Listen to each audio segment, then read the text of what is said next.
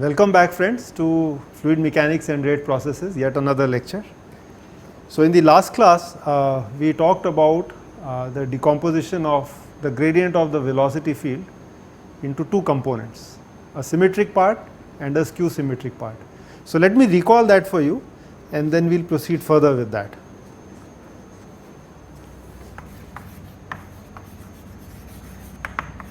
So if I look at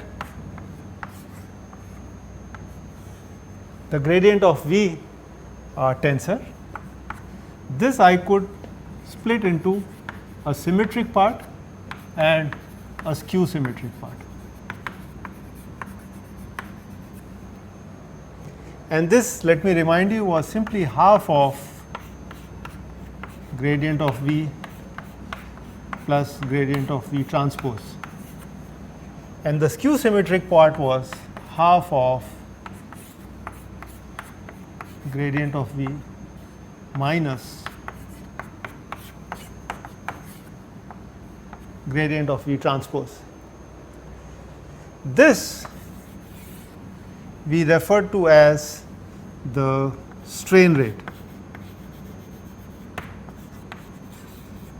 and we call this as the strain rate tensor, which has again 9 components, but because it is symmetric, by definition this is the symmetric part. Therefore, there are only 6 independent components. So if you recall, E was something like a matrix which had some terms over here, and then this part is actually the same as this part over here.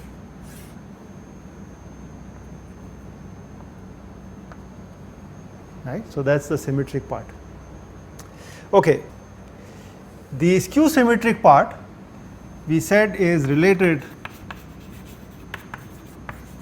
to rotation of a fluid element.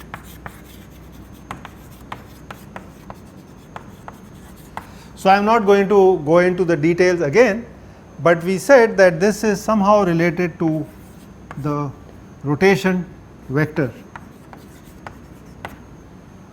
And this, as you recall, was same as half of omega, which is vorticity, which actually corresponds to the curl of velocity. Okay, so to put things in perspective, if I have a velocity field, then it is going to change at different points in my domain. So I am referring to this plane of the blackboard as a 2-dimensional domain. And I could talk about a component that causes a spin of a fluid element, a rotation about its axis, and something that causes a strain rate. And as I showed you in the last class, the strain rate could be extensional, okay? It could be angular in the sense of shear, and so on. Now we would like to relate it to stress.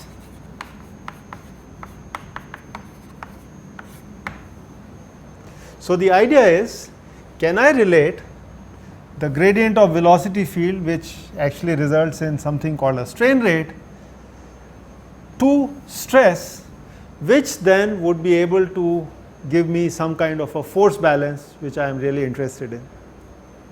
So there are various models of this stress and strain rate relationship.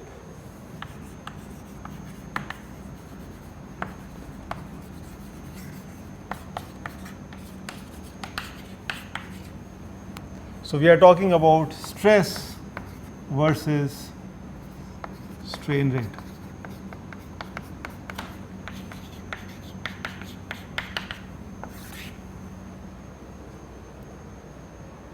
Okay, and this would really depend on what kind of fluid that we have.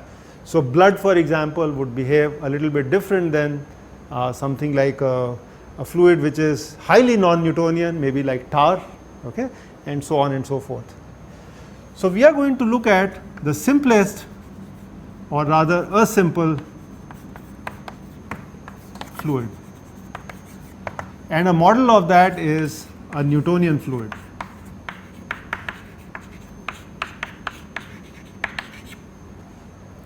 Okay.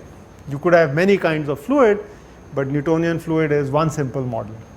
And here the idea is that stress is directly proportional to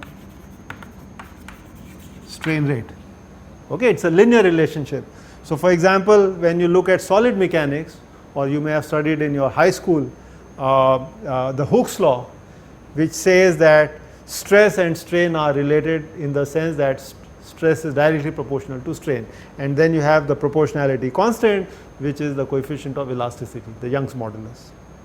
So in fluid mechanics, we cannot talk of just strain, we talk of a strain rate, but the simplest fluid would have that the stress is generated by strain rate. Okay? And you can see that if I have a velocity field which varies in space, rotation in this kind of a scenario will not add to the stress. Okay? So it is only the symmetric part which is the strain rate. So here is a model I would like to give it to you. So if I call stress as tau, then this is minus pi plus twice of mu times epsilon. So that's a Newtonian fluid. So this is the pressure part,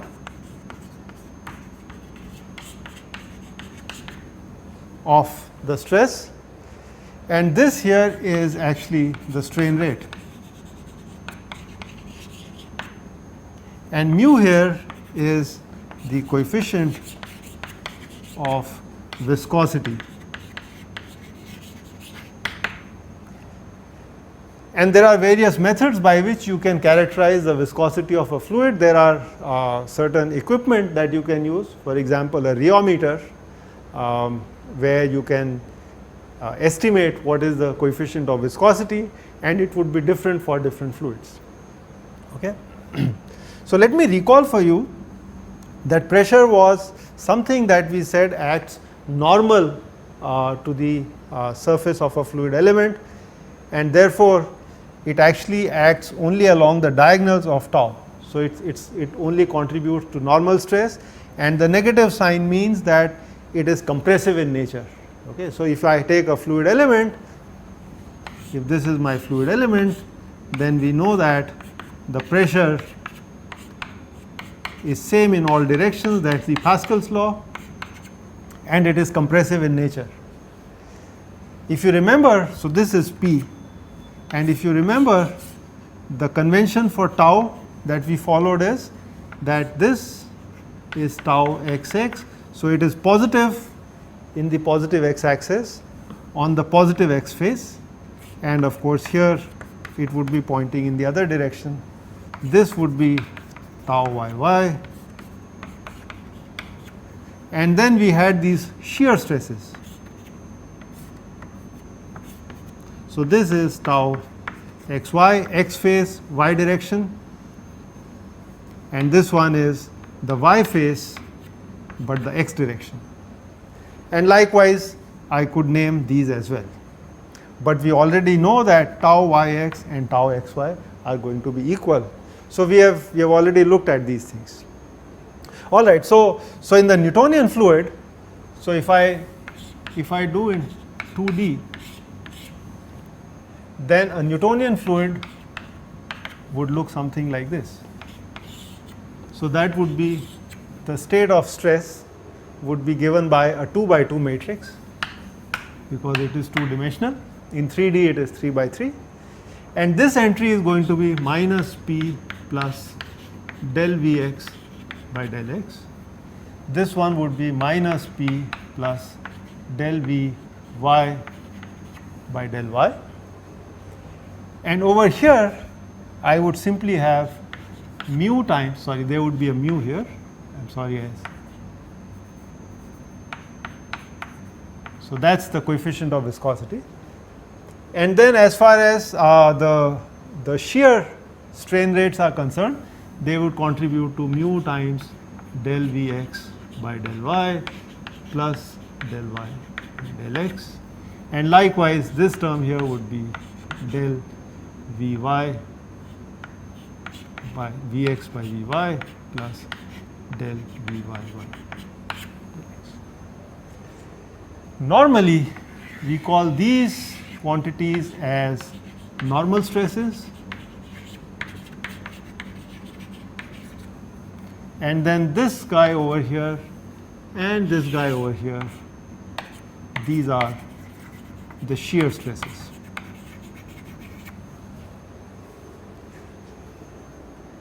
Okay, so let me now kind of summarize what we have been able to do. So we are finally interested in stresses because these would relate to the forces acting on a fluid element. But then we also have the strain rate, and that arises essentially from the velocity being different at different points in the flows.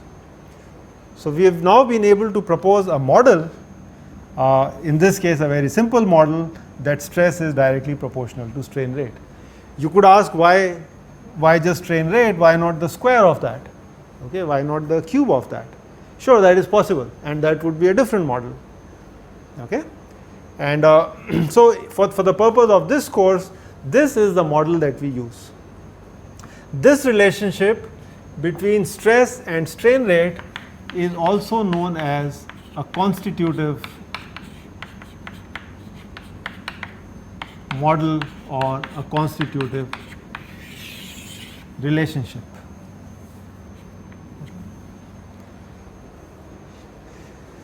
All right, so we will leave it at that, and we will return back to it when we talk about force balance.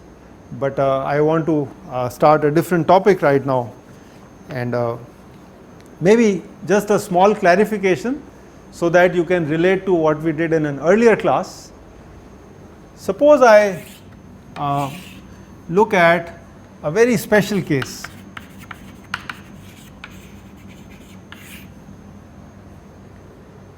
So I look at tau xy, which is mu del Vx by del y plus del y by del x. So I am talking about special case in 2D, and let del Vy by del x tend to 0, or it may be very small compared to the quantity over here. Then we could approximate this as mu del Vx and del y. And this is the Newton's law of viscosity,